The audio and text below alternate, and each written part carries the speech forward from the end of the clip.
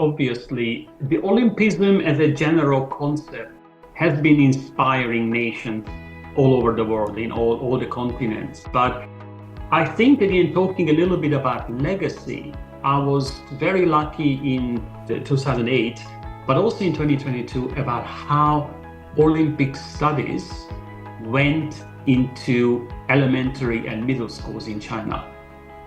I think the strong presence of Olympic studies and Olympic values, especially when it comes to elementary and secondary schools, is unique.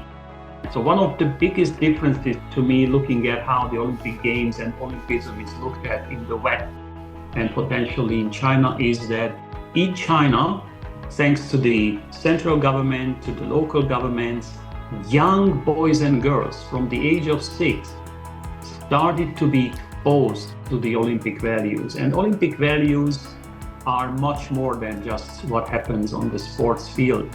It is a way of life. It teaches you perseverance. It teaches you fair play.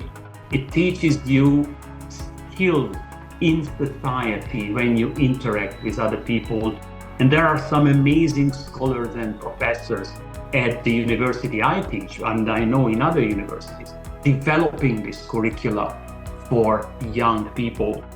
I think in a general sense, when people look at the Olympic Games, China may be a little more sentimental, I would say, than in the West. The West may seem a little more pragmatic.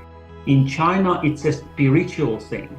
It is part of the Chinese way of looking at things. So I would say this is another big difference. So first is the curriculum, which is a concrete thing. I'm very, very proud of what China has done for educating young people through Olympism.